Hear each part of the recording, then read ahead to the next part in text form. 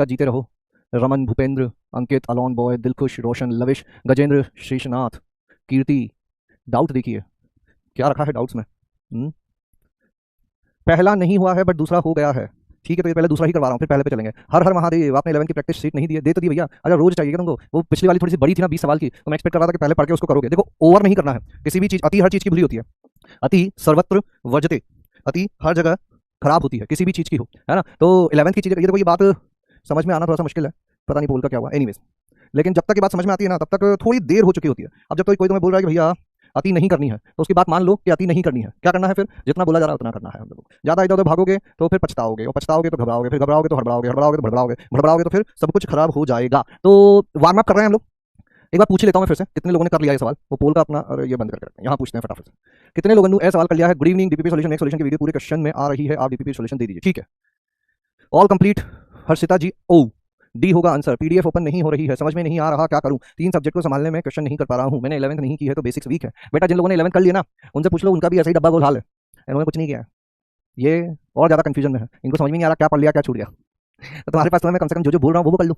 मैंने बोला वे भी कर, बोला मैंने वे भी कर लूँ, है ना। अर्जुना का एक्सेस है, बताता जाऊंगा जहां जहां जरूरत पड़ती जाएगी। मैथ्स को लेकर 11th की चीजों की चिंता करने की तुम्हें कोई जरूरत नहीं है अभी तक। मतलब हमने सारणी पढ़ लिया, आव्यू पढ़ लिया, तीसरा चैप्टर पढ़ रहे हैं, अभी तक कहीं पे तुम्हें ऐसा लगा कि 11th वाली चीज नहीं आई है, नहीं आई है, नहीं आई है? हाँ, मैंने बोला वे भी कर पढ़ो, तो मैंने खुद ने बोल दिया ना तुमसे। और ऐसा नहीं है कि आज बोल रहा हूँ कि कल ही पढ़ के आ जाना। लगभग 1 हफ्ते पहले मैंने बता दिया कि ये पढ़ लेना। कुछ चीजें मैं पढ़ने को कहूंगा और कुछ चीजें मैं खुद पढ़ाऊंगा। अब तुम्हारे हाथ में है कि तुम्हें घबरा घबरा के काम करना है या फिर स्मार्टली काम करना है। ठीक है, जे एडवांस के कितने पीवाई को इनफ है? इनफ, जितने मैक्सिमम कर पाओ उतने दे देंगे, दे देंगे भैया, दे देंगे। और प्रैक्टिस शीट दे दीजिए, दे देंगे, दे देंगे। चलो, अरे वो फिर पोल गायब हो गया होगा अपना, 65% का हो गया है। तो देखो, पहले ये वाला क्यों लिया मैंने? इसमें हमने जाते जाते जाते जाते एक बात कही थी कि जब तुम्हें स्वतुल्य चेक करना हो, स्वतुल्य चेक करना हो, तो हमें ये देखना होता है कि ए बी जो है वो ए बी से रिलेटेड है या नहीं है ना। क्योंकि क्रमित युग्म की भाषा में एक क्रमित युग्म का स्वयं से संबंधित होना इस ए बी का ए बी से संबंधित होना। जब सिंगल अवयव होता है तो ए का ए से संबंध देखते हैं, क्रमित युग्म का क्रमित युग्म से संबंध देखना है तो ए बी और ए बी का आपस में संबंध देखेंगे। अरे ये चीज क्या लिखी हुई है, इसको पहले से थोड़ा सा ध्यान से देखो। ये जितना खतरनाक दिख रहा है ना, उतना खतरनाक है नहीं। इस पूरी समीकरण को ए बी सी डी से भाग दे दो, ए बी सी डी से भाग दे दो। दे सकते हैं, नेचुरल नंबर है, कोई दिक्कत की बात नहीं है। ए बी सी डी मतलब ए बी सी डी से कब संबंधित माना जाएगा? जब ऐसा हो। अब देखो क्या क्या कर गया, ए से ए कर गया, डी से डी कर गया, बी से बी कर गया, सी से सी कर गया, तो ये क्या बन गया? बी माइनस सी बटा बी सी, और इधर आ जाएगा ए माइनस डी बटा ए डी। बोलो हाँ। थोड़ी सी समझने लायक भाषा में इसको ला रहा हूं मैं, अलग अलग कर दो। बी बटे बी सी माइनस सी बटे B C is equal to A बटे ए डी माइनस डी बटे ए डी। ये क्या बन गया? बी से बी कर गया 1 बटा सी माइनस 1 बटा बी इज इक्वल टू 1 बटा डी माइनस 1 बटा ए। अब इस 1 बटा ए को इधर भेज दो और 1 बटा सी को इधर भेज दो, तो हो जाएगा क्या काम अपना? ए बी और डी सी हो जाएगा, ए और बी और डी और सी हो जाएगा। ठीक है ना, इसको इधर ही भेज देता हूँ, 1 बटा सी। ठीक है, यहाँ ए यानी 1 बटा डी, 1 बटा ए, 1 बटा सी, 1 बटा बी, 1 बटा सी, 1 बटा बी। तो ये हो गया अपना पहला वाला सीधा, दूसरा वाला उल्टा। ठीक है, ठीक है। अर्थात अर्थात ए बी जो है वो माना जाएगा सी डी से रिलेटेड है यदि 1 बटा ए माइनस 1 बटा बी इज इक्वल टू 1 बटा डी माइनस 1 बटा सी हो। ठीक है, क्या ये कंडीशन समझ में आ गई तुमको? किस तरह से मैंने दी गई कंडीशन को थोड़ी सी अलग तरह से लिख लिया। क्या ये कंडीशन समझ में आ गई? कितने लोगों को ये कंडीशन समझ में आ गई कि हाँ सर, इस कंडीशन को तो ऐसे भी लिखा जा सकता है? यही जो चीज हमको दी गई थी, इसको मैंने थोड़ा सा उलट पुलट करके ऐसे लिख दिया। Good evening, good evening, Radhe Radhe, Deepak Kumar Ballia Gyanodaya. क्या इसको ऐसे लिखा जा सकता है? बताओ। रॉन्ग है। क्या रॉन्ग है? बस रॉन्ग है लिखने से। नको बेटा, ऐसे नहीं करते हैं, लिखो क्या रॉन्ग है। वैसे ही सिंपल पड़ता, ये बोल रहे हैं वैसे ही सिंपल पड़ता। ठीक है, जिसको जैसे मन है वैसे कर सकता है, मैं तो ऐसे ही बता रहा हूँ बस, है ना। ऐसा जरूरी नहीं है कि भैया तुमको ये ऐसे लाना ही था, यहीं पे लिख के भी कर सकते हो तुम। अगर कारण मैं बता रहा हूँ कि स्वतुल्य आराम से हो जाता है, सम्मित और सम्मित भी हो जाता है। संक्रामक में देखने में थोड़ी सी दिक्कत आती है, तो संक्रामक की वजह से मैंने ये सारा काम किया और कुछ नहीं। ठीक है, संक्रामक की वजह से काम किया और कुछ नहीं। 90% गुड। अब देखो, स्वतुल्यता की जांच करते हैं अपन, स्वतुल्यता की जांच करते हैं। स्वतुल्य ए बी जो है वो ए बी से रिलेटेड है या नहीं है? ए बी जो है या ए बी से रिलेटेड है या नहीं है? तो मतलब यहां पर क्या होगा? सी और डी की जगह भी क्या रख दो? ए और बी रख दो, है ना। ये कंडीशन यहां लिख के छोड़ देता हूं मैं, ताकि बार बार पीछे ना जाना पड़े। A B related to C D कब माना जाएगा? जब 1 बटा ए माइनस 1 बटा बी इज इक्वल टू 1 बटा डी माइनस 1 बटा सी। अब ए बी से रिलेटेड है, तो सी और डी की जगह भी क्या रख देना है अपन को? इस डी की जगह क्या रख देना है? बी रख देना है, और सी की जगह क्या रख देना है? ए रख देना है। तो ये तो बराबर नहीं है, ये तो जो लिखा हुआ है ये उसका ऋणात्मक लिखा हुआ है। यहाँ लिखा हुआ है 1 बटा ए माइनस 1 बटा बी, और इधर क्या लिखा हुआ है? नेगेटिव ऑफ 1 बटा ए माइनस 1 बटा बी। तो ऐसा तो सत्य नहीं है, ये बात तो सही नहीं है, अर्थात यह स्वतुल्य नहीं होगा, स्वतुल्य नहीं होगा। ठीक है, अब दूसरा देखते हैं। दूसरे में क्या बात कही जाती है? सम्मित। सम्मित में हम क्या चीज की जांच करते हैं? यदि A comma B is related to C comma D, तो सी कॉमा डी भी ए कॉमा बी से रिलेटेड होना चाहिए। ठीक है, ये हमने मान लिया। ये मान लिया मतलब क्या चीज मान ली हमने? हमने ये मान लिया कि 1 बटा ए माइनस 1 बटा बी जो है वो 1 बटा डी माइनस 1 बटा सी के बराबर है। ये हमने मान लिया। अब ये मान लिया, इससे हमें क्या सिद्ध करना है? अगर ये रिलेशन भी होल्ड करता है, यह संबंध भी है, तो फिर क्या होना चाहिए, 1/c माइनस 1/d। पहले वाले ऐसे कैसे घटा दिए जाते हैं और दूसरे वाले उल्टा लिख के घटा दिए जाते हैं। तो क्या यह होना इस चीज को साबित करता है क्या, इसको इस चीज में कन्वर्ट कर सकते हैं क्या, तो हाँ कर सकते हैं। अगर ऐसा दिया गया है, अगर ऐसा दिया गया है तो मैं क्या करता हूं, इनको इधर भेज देता हूं, इनको उधर भेज देता हूं, तो देखो क्या होगा, 1/c इधर जाएगा और 1/d उधर जाएगा, तो ये माइनस का हो जाएगा, और इसको इधर भेज दोगे तो क्या हो जाएगा, 1/b माइनस 1/, तो ये तो यही चीज लिखी हुई है, यही चीज लिखी हुई है, मतलब ये भी संबंधित है और ये भी संबंधित है, तो फिर क्या हो गया, ये सम्मित हो गया। सम्मित में यही तो होता है, ये हम लोग मानते हैं, ये माना मतलब ये सत्य है, ये सत्य मतलब ये सत्य है, ये सत्य मतलब ये सत्य है, और ये सत्य, तो ये भी एक दूसरे से रिलेटेड रहने वाले हैं। ये हो गया सम्मित अपना, इन दोनों में किसी को दिक्कत नहीं होनी चाहिए। बताओ कितने लोगों को स्वतुल्य सम्मित क्लियर हो गया है, फटाफट बताओ स्वतुल्य सम्मित क्लियर है क्या। फिर संक्रामक पे आ जाते हैं। संक्रामक में थोड़ी सी बातें ज्यादा हो जाती है। A B is related to C D मान लिया, एवं C D is related to E F मान लिया, और हमको ये चेक करना है कि ए बी जो है वो ई एफ से रिलेटेड है या नहीं। पहला क्रमित युग्म दूसरे क्रमित युग्म से संबंधित है, दूसरा क्रमित युग्म तीसरे क्रमित युग्म से संबंधित है, तो देखना पहला तीसरे से संबंधित है या नहीं है। ये दोनों हमने माने हैं। ये माने हैं मतलब क्या क्या मान लिया, 1/a minus 1/d b 1/d minus 1/c होगा। एंड ये माना, इसका मतलब क्या माना, 1/c माइनस 1/d जो है वो 1/f माइनस 1/e होगा। ये दोनों चीजें हमको दी गई है। अच्छा देख लेते हैं परसेंटेज का क्या हाल है अपना। 89% को ये बात समझ में आई है। क्या करें बताओ। देखो ध्यान से सुनना, एक बार शुरू से शुरू कर रहा हूं मैं, लास्ट बार समझा रहे हैं क्योंकि अब आगे बढ़ेंगे हम लोग, ठीक है। इस पर बहुत दिन हो गए हमको। इतना बात याद रखो कि एक क्रमित युग्म दूसरे क्रमित युग्म से संबंधित कहलाता है यदि 1/a माइनस 1/b, यानी कि पहले वाले का व्युत्क्रम माइनस दूसरे वाले का व्युत्क्रम इज इक्वल टू, यहाँ पर रिवर्स ऑर्डर में व्युत्क्रम लिखना है, 1/d 1/c। ये अगर फॉलो हो रहा है, इस चीज का पालन हो रहा है, तो हम कह देते हैं कि ए बी जो है वो सी डी के साथ संबंधित है, ये संबंध का हिस्सा हो सकते हैं। स्वतुल्यता जांचने के लिए हम प्रत्येक अवयव का स्वयं से संबंध देखते हैं। यहाँ पर प्रत्येक अवयव जो है वो क्रमित युग्म माना जाता है, मतलब पहला क्रमित युग्म स्वयं से संबंधित है या नहीं है, ये हमें जांचना है। यानी a, b से संबंधित है या नहीं है, ये हमें जांचना है। लिखने की कोशिश मत करना। a, b, c, d से संबंधित कब माना जाता था, 1/a माइनस 1/b, और इधर लिखे हुए अवयवों को उल्टा करके 1/d 1/c लिख दिया जाता है। पहला वाला ऐसा कैसा लिख दिया, 1/b 1/a माइनस 1/b। दूसरे वाले में क्या किया जाता है, इसका जो दूसरा अवयव है d पहले लिखा था, यहाँ दूसरा अवयव b है तो b पहले लिखोगे। यहाँ c था, c बाद में लिखा था, यहाँ a है, यहाँ a बाद में लिखा है। क्या 1/a minus 1/b 1/b minus 1/a के बराबर होगा क्या, नहीं होगा ना, एक दूसरे के ऋणात्मक लिखे हुए। अगर यहाँ 5 लिखा हुआ है तो ये -5 लिखा हुआ है। ये जो संख्या है यहाँ माइनस कॉमन ले लोगे तो ये चीज लिखी हुई है। क्या एक संख्या उसके ऋणात्मक के बराबर होगी क्या, नहीं होगी। कभी हो भी सकती है, जीरो के केस में हो सकती है, बाकी इन जनरल नहीं होगी। तो हम क्या कह रहे हैं कि a, b से संबंधित नहीं है।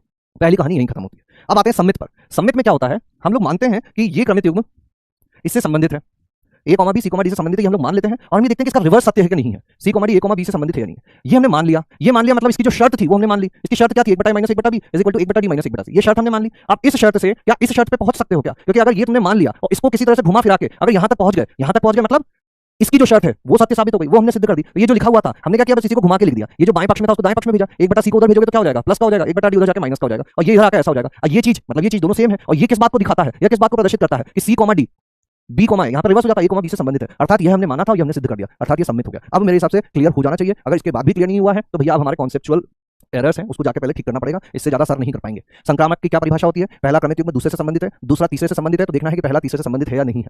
ठीक है, all clear, vroom, very good Rohit IT. ठीक है, देखो मैं फिर बोल रहा हूँ, जो बच्चे पढ़े होंगे और जिन्होंने ये वाले क्वेश्चन घर पे अटेम्प्ट करने की कोशिश की होगी ना, उनको समझ में आ जाएगा। हमेशा देखना तुम डीप डाउन अंदर हमको पता होता है कि हम कितने ईमानदारी से काम कर रहे हैं। केवल यहाँ पे सर के भरोसे रहना, सर पे सारी चीजें डाल देना, ये हमें तो पता ही है ना, सत्य क्या है ये तो हमें पता है। पूर्व चलने के बटोही बाट की पहचान कर ले, है अनिश्चित कब सुमन कब कंटकों के शर मिलेंगे, है अनिश्चित कब सुमन कब कंटकों के शर मिलेंगे।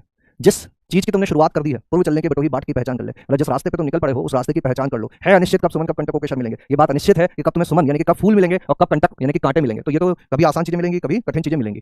डीप डाउन हमको पता है कि हमने घर पे पढ़ाई की नहीं की, होमवर्क किया नहीं किया, यहाँ पर आकर अचानक से बैठ जाए और अब हम सोचे कि नहीं सर तो कुछ कर देंगे, तो सर ऐसे नहीं कर पाएंगे भैया, सर जादूगर नहीं है, सर टीचर है, सर मास्टर है। Anyways a, b, c, d से रिलेटेड कब होगा, पहले का व्युत्क्रम माइनस दूसरे का व्युत्क्रम, इसमें उल्टे करके व्युत्क्रम, c, d, e से कब रिलेटेड होगा, पहले का व्युत्क्रम दूसरे का व्युत्क्रम, यहाँ पर रिवर्स करके व्युत्क्रम। अच्छा ये होगा या नहीं होगा, ये कैसे जांच करेंगे, ये तब होगा जब 1/a minus 1/b 1/e minus 1/f के बराबर हो। ये दोनों हमको दिए गए हैं, ये कंडीशन हमको दी गई है समीकरण नंबर 1, ये कंडीशन हमको दी गई है समीकरण नंबर 2। इन दोनों का प्रयोग करते हुए क्या यहां तक पहुंच सकते हो क्या, तो इन दोनों को जोड़ दो तो क्या हो जाएगा, बायां पक्ष जुड़ेगा, 1/a minus 1/b plus 1/c minus 1/d, और इधर 1/d नहीं जोड़ने से तो हो नहीं रहा काम, क्योंकि जोड़ेंगे नहीं, हो जाएगा सही है, नहीं होगा, घटा देते हैं, पहले में से दूसरे को घटा दो, यानी कि इसमें से इसको घटा दिया। कुल मिलाकर सीओडी हटाना चाहता हूं मैं, और इसमें 1/d माइनस 1/c में से 1/f माइनस 1/e को घटा दिया, ये क्या हो जाएगा, 1/a minus 1/b minus 1/c plus 1/d, 1/d minus 1/c minus 1/f plus 1/e। काट दो, क्या काट दें, 1/d से 1/d कट गया, 1/c से 1/c कट गया, वो कितना हो गया, 1/a माइनस 1/b। यहाँ पर इसको रिवर्स करके लिख दूं तो क्या हो जाएगा, और यही चीज तो ये लिखी हुई है, ये लिखी हुई है मतलब ये सत्य हो गया। तो ये दो बातें हमने सत्य मानी थी, इसे तीसरी सत्य आ गई, अर्थात ये संक्रामक भी है। अब बताओ कितने बालकों को हवा लगी, तो सम्मित है परंतु नहीं, सम्मित है परंतु ना तो स्वतुल्य है ना संक्रामक है। संक्रामक तो आ रहा है 1/e oh sorry sorry sorry sorry, 100v reverse करके लिखेंगे यहाँ पे, ये होना चाहिए 1/f-1/। अब देखो यही होता है, समझाते समझाते जब बीच में इधर उधर जाते हैं ना तो ये डिस्ट्रैक्ट हो जाते हैं, ये सेम नहीं है, ये ऐसा आ रहा है लेकिन चाहिए हमको ये था, अर्थात ये संक्रामक नहीं है, अर्थात ये संक्रामक नहीं है। रॉन्ग, हाँ रॉन्ग वाले आ गए थे, मुझे पता था। रॉन्ग आर्मी जो है वो यहीं रहती है, वो बस जैसे ही कुछ हुआ wrong wrong wrong negative negative केवल सम्मित होगा, संक्रामक नहीं है, सेम नहीं है। ये अंग्रेजी, ये हिंदी अंग्रेजी में और ये हिंदी हिंदी में, और ये कैसा भी लिख सकते हैं कि अंग्रेजी का शब्द हिंदी में लिख दें।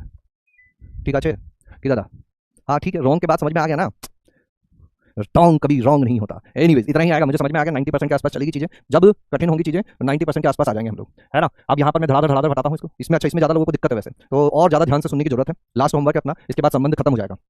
स्वतुल्य 5 से विभाज्य है।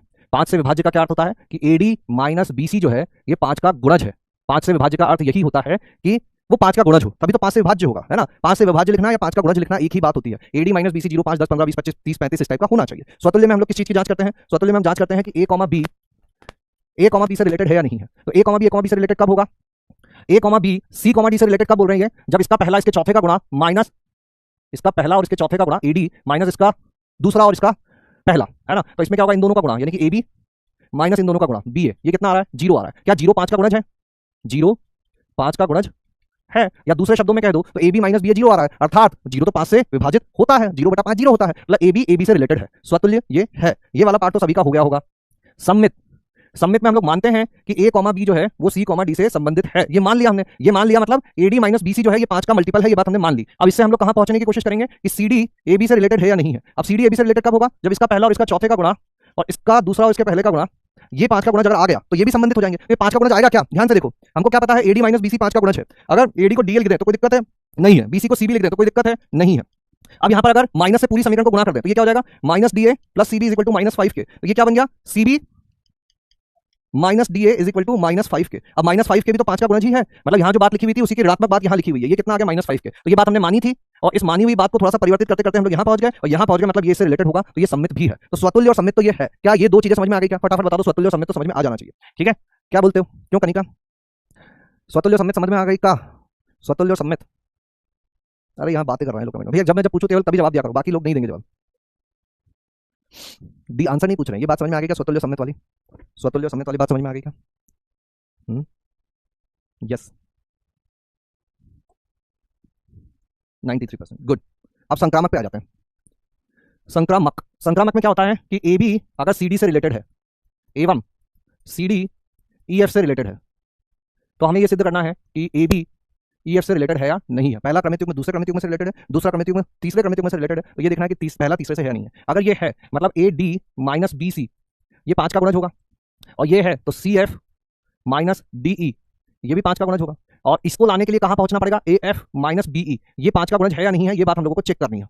अब ये दोनों अगर हमको दिए हुए हैं, अगर ये दोनों हम लोगों को दिए हुए हैं, क्या क्या दिया हुआ है? ये और ये दिया हुआ है, तो इन दोनों का यूज करते हुए यहां तक पहुंच सकते हो क्या?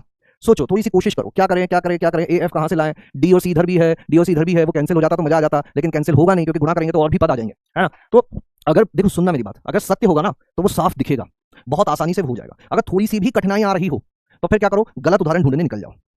थोड़ी सी भी कठिनाई आ रही हो तो गलत उदाहरण ढूंढने निकल जाओ। अब यहां गलत उदाहरण कैसे ढूंढेंगे? एक क्रमित युग्म मैंने लिया 2,1 या 2,3, और यहां ले लिया मैंने 5,5। क्या 2,3 5,5 से रिलेटेड है? ये कब रिलेटेड होगा? जब इसका इससे गुणा 2 गुणा 5 माइनस इसका इससे गुणा 3 गुणा 5, ये 5 का गुणज होना चाहिए। तो ये कितना हो रहा है? 2 पंजे 10, इधर नीचे लिखता हूं, 2 पंजे 10 माइनस 15। क्या ये -5 5 का गुणज है? मतलब 2,3 5,5 से संबंधित है। एवं 5,5 और कोई नंबर ले लेते हैं अपन, 4,1 ले लेते हैं, ये इससे संबंधित है या नहीं है ये देख लेते हैं। तो 5 चौक 20 माइनस पहले 5 इससे गुणा होगा, 5 गुणा 1 माइनस ये इससे गुणा होगा, 5 गुणा 4, इतना हो गया 5 माइनस 20 माइनस 15, ये भी 5 का गुणज है। अर्थात पहला क्रमित युग्म दूसरे से संबंधित है, दूसरा क्रमित युग्म तीसरे से संबंधित है। अब हम चेक करते हैं कि क्या पहला तीसरे से संबंधित है क्या?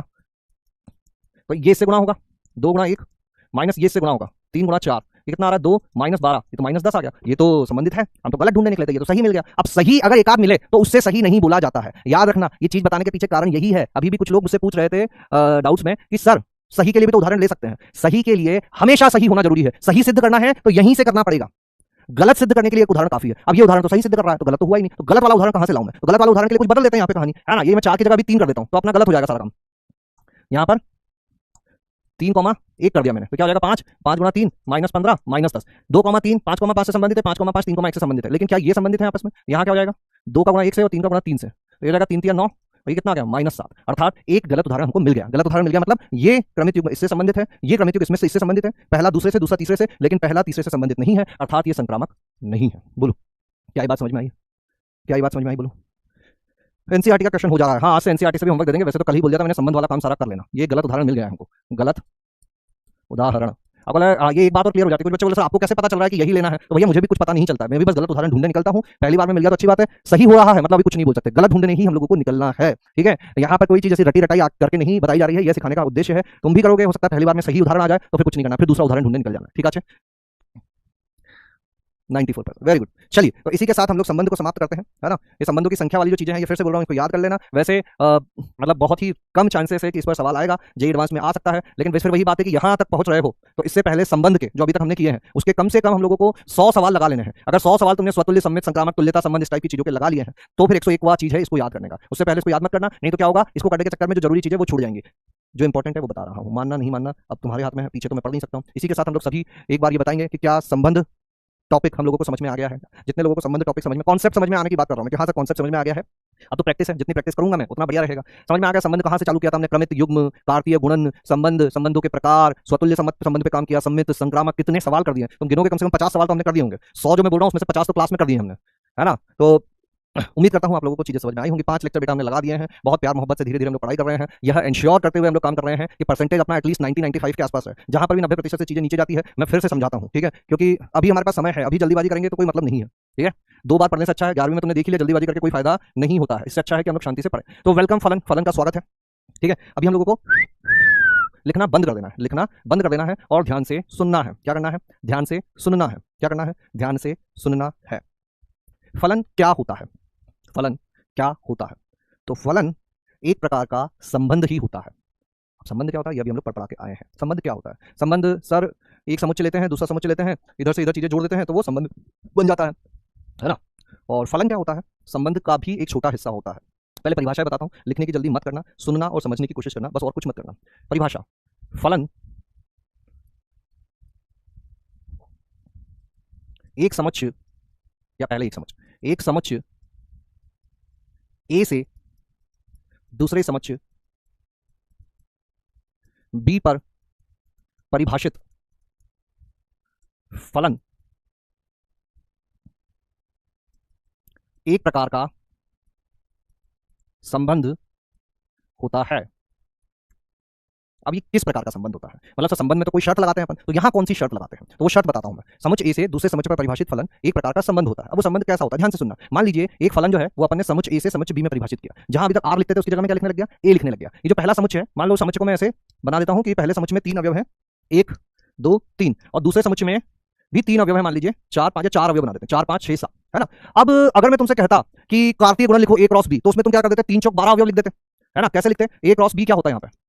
A क्रॉस B होता है 1 4 1 5 1 6, ध्यान से सुनते रहना, 1 7, फिर 2 4 2 5 2 6 2 7, और फिर 3 4 3 5 3 6 3 7, ये A क्रॉस B होता। बोलो हाँ।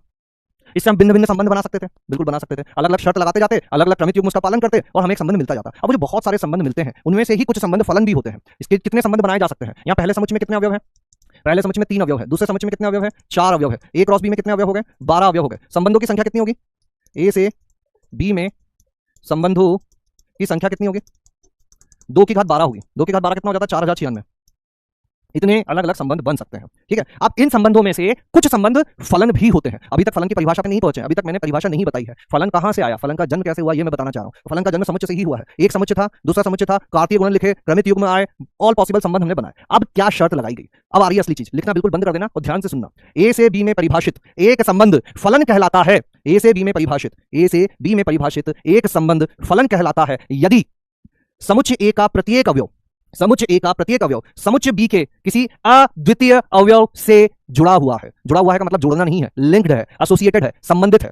समुच्चय ए का प्रत्येक अवयव, इसका प्रत्येक अवयव होना चाहिए, यहां किसी को छोड़ा नहीं जा सकता। पहले समुच्चय के तो हर अवयव को लेना है और उसको दूसरे समुच्चय के किसी एक यूनिक एलिमेंट के साथ, मतलब किसी अद्वितीय अवयव के साथ जोड़ देना। यह अद्वितीय अवयव क्या होता है सर? इसका अर्थ यह है कि अगर एक 4 के साथ जाके जुड़ गया है, अब एक किसी और के साथ नहीं जुड़ेगा। 2 5 के साथ जाके जुड़ गया है, तो अब 2 किसी और के साथ नहीं जुड़ेगा। 3 5 के साथ जुड़ सकता है। इधर वाला प्रत्येक अवयव इधर के किसी एक से जुड़ना चाहिए। इधर वाला 2 से नहीं जुड़ सकता है, इधर वाले 2 से जुड़ सकते हैं। यहां का प्रत्येक अवयव जुड़ना चाहिए, यहां के अवयव जुड़ जाए तो बढ़िया, नहीं जुड़े तो भी कोई बात नहीं है। समझ में आई बात? नहीं आई तो कोई दिक्कत की बात नहीं, धीरे धीरे क्लैरिटी आती जाएगी। अभी परिभाषा लिखो। एक समुच्च ए से दूसरे समुच्च बी पर परिभाषित फलन एक प्रकार का संबंध होता है। ठीक है, अब ये संबंध किसका पालन करता है? जो कि या एक बार अभी तो लिखा नहीं है ना तुमने, अभी तो लिखा नहीं है, जिनने लिखा था उनको काटना पड़ेगा, पूरा एक ही साथ लिखता हूं मैं। ए से बी में परिभाषित एक संबंध फलन कहलाता है यदि क्या क्या शर्त का पालन करना है? पहली शर्त, समुच्च या ए का प्रत्येक अवयव बी के ठीक एक अवयव से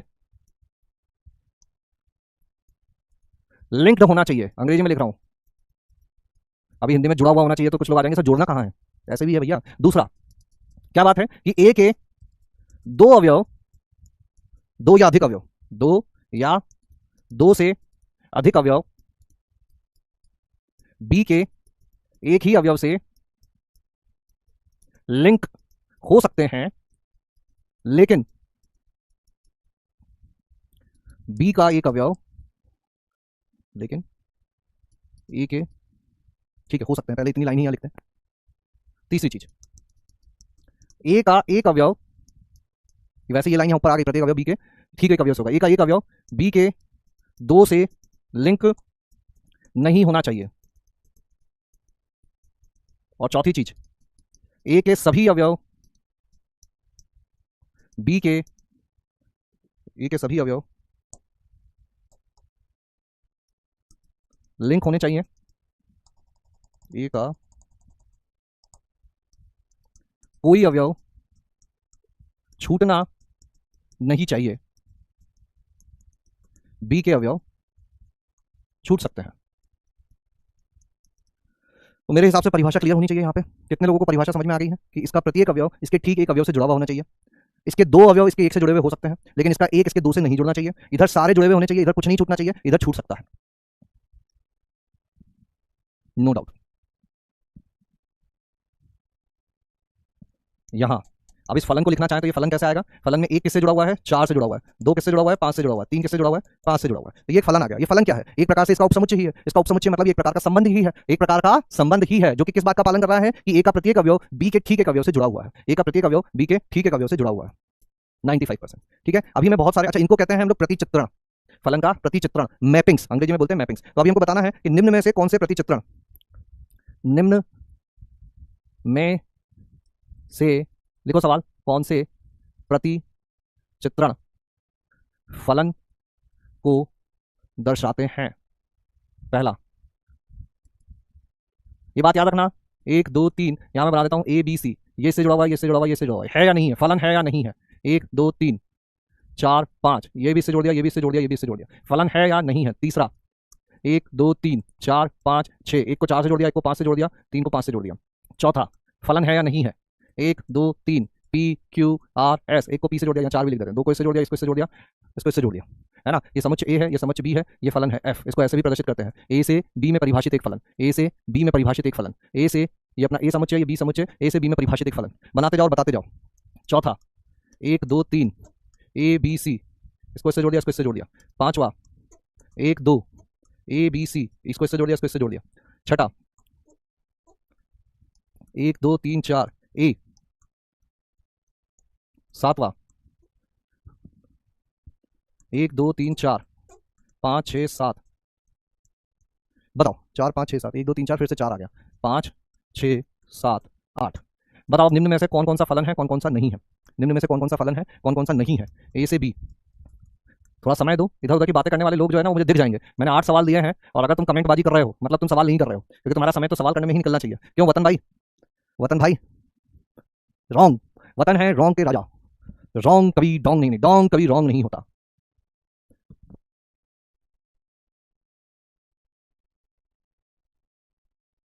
तो तुम ये लिखो कौन कौन से हैं या कौन कौन से नहीं है, कोई एक चीज बता दो। यस में क्या क्या आएगा? यस कौन कौन से हैं, नो कौन कौन से हैं?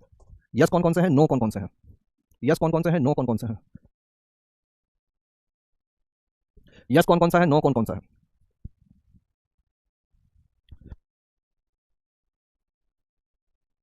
यस कौन कौन सा है, नो कौन कौन सा है?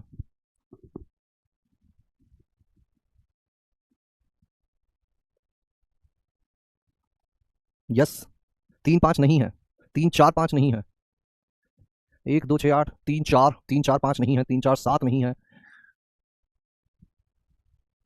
चलो देखते हैं क्या क्या शर्तें होनी चाहिए, क्या क्या शर्तें होनी चाहिए। इधर का प्रत्येक अवयव इधर के ठीक एक अवयव से जुड़ा हुआ होना चाहिए। एक ए से जुड़ा हुआ है, दो बी से जुड़ा हुआ है, तीन सी से जुड़ा हुआ है। इधर का प्रत्येक अवयव इधर के ठीक एक अवयव से जुड़ा हुआ है। इधर कोई खाली नहीं जाना चाहिए, कोई खाली नहीं जा रहा है। इधर के दो इधर के एक से जुड़ सकते हैं, ठीक है जुड़ सकते हैं, अभी नहीं जुड़ रहे हैं कोई बात नहीं। इधर का एक इधर के दो से नहीं जुड़ना चाहिए, सारी शर्तें पूरी हो रही है। एक्चुअल में तो ये चार शर्त है ही नहीं, एक्चुअल में ये दो ही शर्तें हैं। इधर का प्रत्येक अवयव इधर के ठीक एक अवयव से जुड़ा हुआ होना चाहिए और यहाँ कुछ खाली नहीं जाना चाहिए। इधर का प्रत्येक इधर के ठीक एक से जुड़ा हुआ है और कुछ खाली भी नहीं जा रहा है, तो ये है।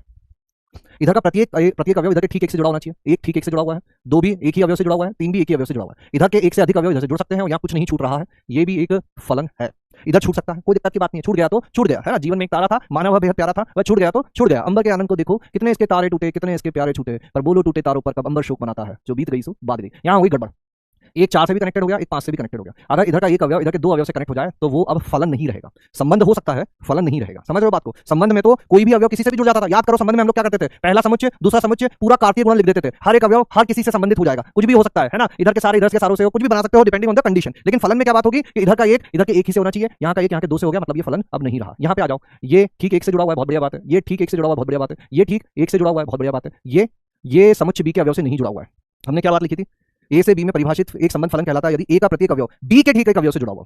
जो समुच्चय ए से बी में परिभाषित किया गया है तो मतलब बी के अवयवों से जुड़ना चाहिए ना। बाहर दुनिया में कुछ भी चल रहा हो उससे हमको क्या फर्क पड़ता है। अगर ये चार इस आर से जुड़ जाता ना तो हमको कोई दिक्कत नहीं होती। ये एस से जाके जुड़ गया और एस तो बी का हिस्सा नहीं है। चार जो है वो एस से रिलेटेड है ना, लेकिन एस तो बी का हिस्सा नहीं है, अर्थात यह फलन नहीं है, क्योंकि ए का प्रत्येक अवयव बी के ही अवयव से जुड़ना चाहिए। बाहर नहीं चलेगी भैया चीजें, तो चार भी फलन नहीं है।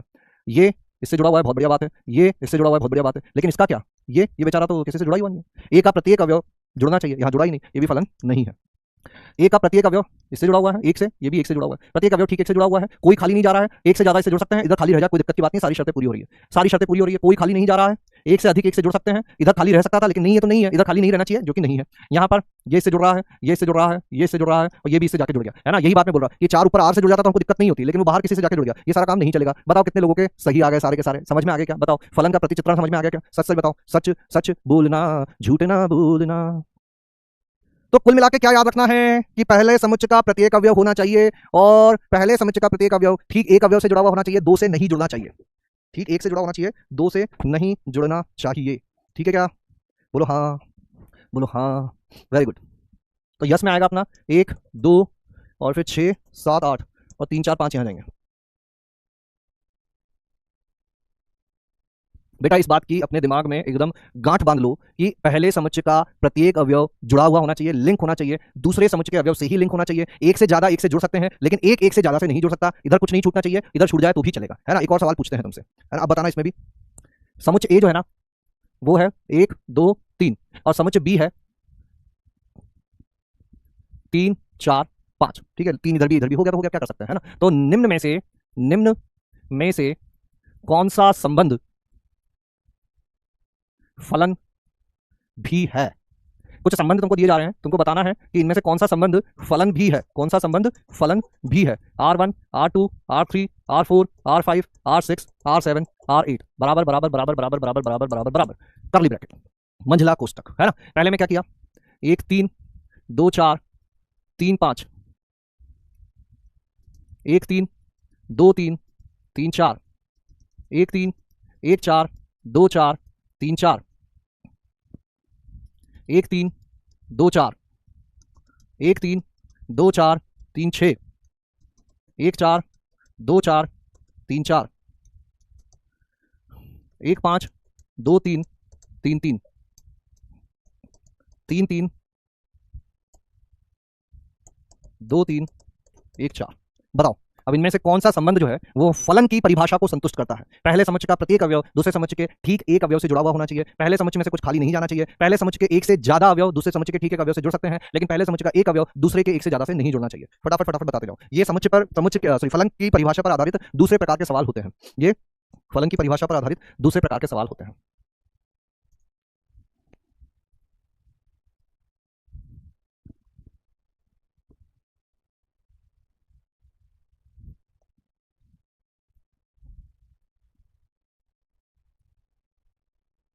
पहले ये सवाल करते हैं फिर देखेंगे दूसरा सवाल।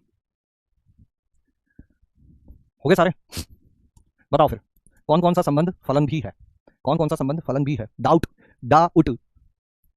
1 2 6 7 8 है सर, 1 2 6 7 8 यस 3 4 5 9 फिर से ऐसे आ गया, पिछले वाले का बता रहे हैं शायद। तो सर राजवंश सर इंडिविजुअल में क्या नहीं पढ़ाते हैं फिजिक्स?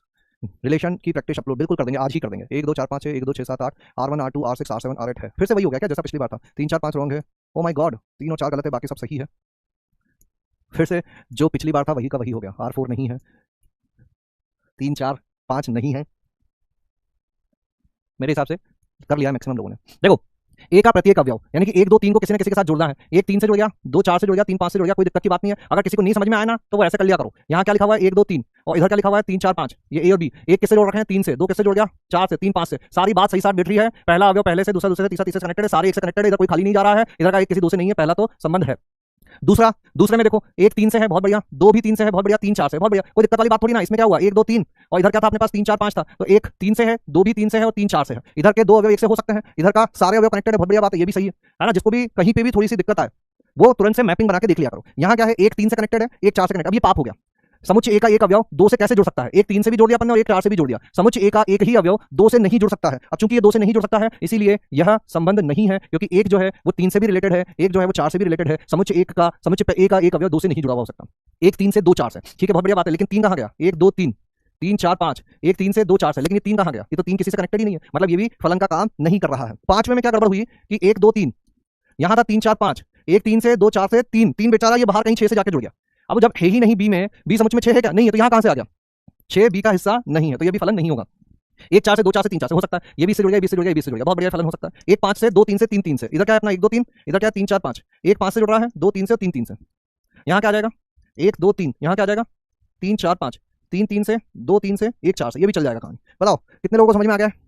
कितने लोगों को समझ में आ गई ये बात? कितने लोगों को समझ में आ गया है? बताओ फटाफट। Yes okay 100% clear. आग लगा के दिल बना दो फटाफट फटाफट फटाफट। Clear, clinic all clear, clinic all clear. अब देखो 98%, वाह वाह क्या बात है, बहुत बढ़िया। फिर से पीछे आता हूं, कहां पर? यहां पर आ जाता हूं। बिल्कुल एक चीज सिखाते हैं तुमको। ये जो पहला समुच्चय होता है ए, इसको हम लोग बोलते हैं इनपुट। इसमें से चीजें हम लोग इनपुट करते हैं और यहां पे मिलते हैं हमको आउटपुट।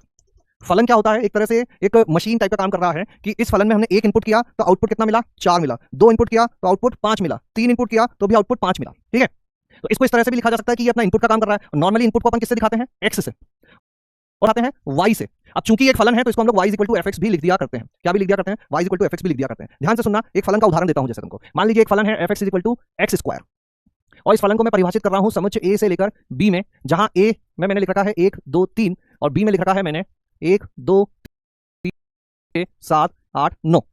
तो ये फलन इस समुच्चय से इस समुच्चय में परिभाषित हो सकता है कि नहीं हो सकता? इसका क्या अर्थ है कि x का मान अपन यहां से रखते जाएंगे, x का मान यहां से रखते जाएंगे, और ये जो आया है y = fx = x², y का मान, फिर से सुनना समझदार लोग, x का मान पहले समुच्चय से आएगा, y का मान दूसरे समुच्चय में दिखना चाहिए। x का मान पहले समुच्चय से आएगा, y का मान दूसरे समुच्चय में दिखना चाहिए। अगर ऐसा हो रहा है तो जो ऊपर परिभाषा लिखी गई है वो एक फलन को प्रदर्शित करेगी। अगर ऐसा नहीं हो पा रहा है कि यहां से कुछ इनपुट डाला, अब तुम सोचो कि इनपुट लिया अपन ने, इनपुट डाला, जो आउटपुट है वो यहां है ही नहीं, तो वो कैसा फलन हुआ? है ना, वो a से b में तो परिभाषित नहीं हो सकता। अगर a से b में कोई फलन परिभाषित है तो a का डाला हुआ इनपुट b में आउटपुट के रूप में दिखना चाहिए। तो मेरा सवाल यह है कि क्या यह फलन जो कि fx = x² है, यानी कि x का जो भी मान अपन रखेंगे उसका वर्ग करने पर y मिल जाएगा, a से b में एक संबंध है या नहीं है? यहां पर अपना समुच्चय है 1 2 3, ये अपना a समुच्चय है और b समुच्चय है 1 2 3 4 5 6 7 8 9। पहले मैं क्या कर रहा था? ऐसा रैंडम तीर बना दिया था मैंने, ऐसे इधर से इधर जोड़ दिया, इधर से इधर जोड़ दिया, लेकिन ये ऐसे रैंडमली नहीं जुड़ते हैं। ये कैसे जुड़ते हैं? ये एक परिभाषा से जुड़ते हैं। अब कैसे जोड़ा जाए? यहां पर ये अपना x का काम करेगा, ये किसका काम करेगा? अपना x का काम करेगा, और यहां किसका काम करेगा? y का काम करेगा, y = fx का काम करेगा। x = 1 रखें, अगर x = 1 रखने पर y यानी कि f(1) यानी कि 1 का वर्ग, यानी कि y का मान कितना आ रहा है? 1 आ रहा है। x = 2 रखोगे, y हो जाएगा f(2) मतलब 2 का वर्ग, जो कि कितना हो गया? 4। x = 3, f(3) 3 का वर्ग 9, यानी कि x = 1 पर y कितना आ रहा है? 1 आ रहा है, यानी कि 1 1 से संबंधित है। बहुत बढ़िया। 2 रखने पर y कितना आ रहा है? 4, यानी कि 2 किससे लिंक होगा? 4 से लिंक होगा। 3 रखने पर आ रहा है 9। रॉन्ग आर्मी आ गई होगी अभी, रॉन्ग रॉन्ग रॉन्ग। मतलब देखो समुच्चय ए के सभी अवयव लिंक हैं, कोई भी छूट नहीं रहा है, कोई भी 2 से जाके नहीं जुड़ रहा है, फलन की सारी शर्तें पूरी हो रही है, अर्थात ये जो हमने लिया था ये फलन है। क्या ये बात समझ में आ रही है? अगर ये बात समझ में आ गई तो लिख लो। ऐसा भी मैं एक और सवाल दूंगा, यहां एक परिभाषा दे देंगे फलन की, एक समुच्चय से दूसरा समुच्चय दे दिया जाएगा और पूछा जाएगा कि ये फलन है या नहीं है। बताओ। वो आगे देखो रोहित आईटी आ गया, रॉन्ग रॉन्ग रॉन्ग रॉन्ग है भाई, रॉन्ग है। 4 की जगह 9 लिख दिया सर ने, 9 की जगह 4 लिख दिया, ऐसे कैसे चलेगा सर? हम तो तैयार बैठे थे, आपने इधर गलत लिखा और हमने फटाफट से रॉन्ग रॉन्ग शुरू कर दिया। अरे बेटा थोड़ा सा अगर कॉन्सेप्चुअल एरर हो तब रॉन्ग रॉन्ग किया करो, इस समय रॉन्ग रॉन्ग मत किया करो, ठीक है अच्छे दादा। देखो अगर कुछ मेजर एरर हो जाए ना, ब्लंडर हो जाए कि ओहो हो ये तो बवाल हो गया, तब जाके हल्ला किया करो, छोटे छोटी चीजों में हल्ला मत किया करो, नहीं तो गड़बड़ हो जाएगा। ठीक है चलो एक सवाल पूछते हैं। समुच्चय ए है अपना, समुच्चय ए है 4 9 4 1। समुच्चय बी है -3 -2 1 0 1 2 3। ए से बी में परिभाषित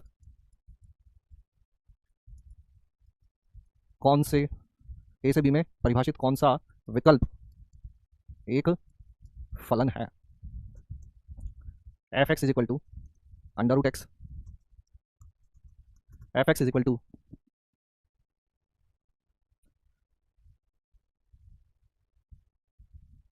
plus minus under root x, f x is equal to minus root x, all of the above, और एक पांचवा नन ऑफ द अबव। बताओ अब, बड़ा इंटरेस्टिंग सवाल है, यहाँ तुम्हारी एक पुराने कॉन्सेप्ट की जांच होगी। तो मैं बता देता हूँ इधर, अंडर रूट से सदैव धनात्मक राशि बाहर आती है। नोट, सवाल का जवाब देने से पहले इस बात का ध्यान रखना, अंडर रूट एक धनात्मक राशि है, अंडर रूट एक धनात्मक राशि है। अगर कहीं पे अंडर रूट 16 लिखा हुआ है तो ये 4 होगा, प्लस माइनस 4 नहीं होगा। अगर x square is equal to 16 लिखा हुआ है तो इसका अर्थ होगा x is equal to under root 16, और बाहर प्लस माइनस लगाया जाता है, अंडर रूट से धनात्मक चीज ही बाहर आती है, ऐसे जाके प्लस माइनस 4 होता है। अंडर रूट सदैव धनात्मक राशि होती है, अंडर रूट सदैव धनात्मक राशि होती है, अंडर रूट सदैव धनात्मक राशि होती है।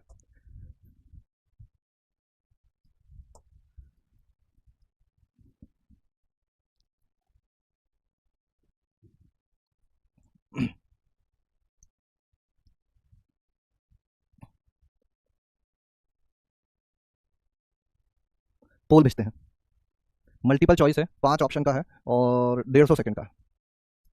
गुरुजी 3 है आंसर। पीडीएफ ओपन नहीं होता, अरे होता है बेटा, कितने सारे बच्चे कर रहे हैं। तुम क्या उसको डाउनलोड करने के बाद हमारे मोबाइल में या टैब में या लैपटॉप में, लैपटॉप में तो डायरेक्ट हो जाना चाहिए ऊपर डाउनलोड, और मोबाइल में एक फोल्डर बना हुआ होता है अपना पीडब्ल्यू फाइल्स के नाम से, वहां जाके मिलेंगी चीजें तुमको, वहां जाके मिलेंगी। अभी मैं डाउनलोड करके बता देता हूँ तुमको, है ना। बाकी लोग सवाल करो भैया। ये डाउनलोड दबाया अपन ने, इसमें तो मेरे को पूछ रहा है बेचारा कहाँ सेव करें, सेव फाइल्स, जहाँ सेव करोगे वहाँ जाके हो जाएगा। अभी मैं पूछता हूँ कितने लोगों को मिलता है, कितने लोगों को नहीं मिलता है, तो एक बार में तो मुझे तो मिल गया देखो सारा। तुम डाउनलोड, वो साइड में जो तीर का निशान होता है ना, ये जो तीर का निशान होता है उस पर क्लिक किया करो, ये जो छोटा सा ये डाउनलोड का सिंबल होता है ऐसा ऐसा, ये बना हुआ होगा साइड में, ये जो भी फाइल का नाम होगा उसके साइड में ऐसा एक निशान बना हुआ होता है, उस पर क्लिक करना तो डाउनलोड हो जाएगा। ठीक है अच्छा दादा, की बोलची B is the right answer, D answer होगा। सर आप रिलेशन की प्रैक्टिस शीट दे दीजिए, आज डाल देंगे रिलेशन की practice sheet all of the above. मैं अर्जुना बैच कंप्लीट कर रहा हूँ, वेरी गुड बेटा very good, very good Sudhir. D answer होगा, ए आंसर होगा, बी आंसर होगा, डी होगा, सी होगा।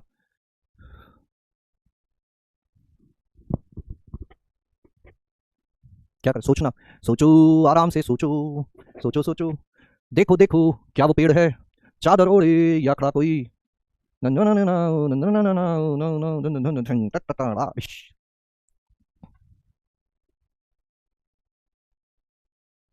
क्या आया है आंसर बताओ।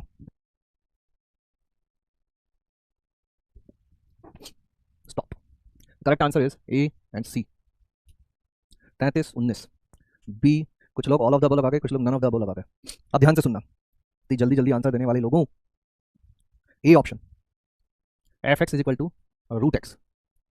एक्स क्या क्या रख सकते हैं अपन, ऐसे लिखता हूं मैं, कैसे लिखता हूं, ए ऑप्शन में अपना क्या है, वाई इज इक्वल टू या f x is equal to, थोड़ा सा साइड में लिखते हैं, एक्स क्या क्या आएगा, x 9 4 1। A option f x is equal to root x, f x is equal to root x. बताओ पहले वाले में क्या बनेगा, एफ ऑफ 9, 9 रखने पर रूट 9 है ना, मतलब एफ ऑफ 9 कितना आएगा, केवल 3 आएगा। एफ ऑफ 4 कितना होगा, अंडर रूट 4, अंडर रूट से केवल धनात्मक संख्या बाहर आती है। एफ ऑफ 1 कितना होगा, अंडर रूट 1, अंडर रूट से केवल धनात्मक संख्या बाहर आती है। समुच्चय ए क्या था, 9 4 1। समुच्चय बी क्या था, -3 -2 -1 0 1 2 3। अर्थात यहाँ पे क्या कहानी बैठी कि 9 जो है वो 3 से जुड़ा हुआ है, बहुत बढ़िया, 4 2 से जुड़ा हुआ है, बहुत बढ़िया, और 1 1 से जुड़ा हुआ है, बहुत बढ़िया। इसके सारे जुड़ गए, ठीक, 1 से जुड़ गए, इधर छूट सकते हैं, इधर नहीं छूट सकते, इधर का 1 2 से नहीं जुड़ा हुआ है, इधर का 2, इधर का 1 से जुड़ सकता है, ये फलन है। दूसरे पे आते हैं, दूसरे में हो गई कुछ समस्या। दूसरे में क्या, पहले ये पूछते हैं क्या पहला समझ में आ गया क्या, ठीक है चलो दूसरा भी बताते हैं, दूसरे के बाद पूछेंगे कि पहले 2 समझ में आ गया क्या, प्लस माइनस रूट एक्स। अब यहाँ क्या गड़बड़ हो गई, जैसे ही 9 रखा, प्लस माइनस रूट 9, रूट 9 का मान होता है 3, यानी कि एफ ऑफ 9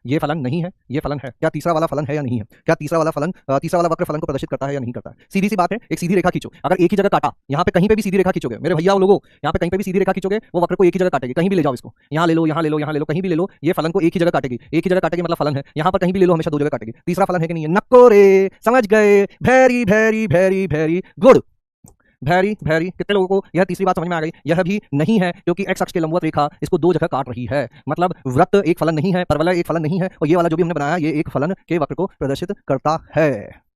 आ गए भाई, आ गए, मांगने वाले आ गए। आज की क्लास का होमवर्क दे देते हैं आप तुमको। यहाँ पे कुछ होमवर्क में देके जाऊंगा, यहाँ पर कुछ होमवर्क में देके जाऊंगा तुमको। ये क्या हो गई?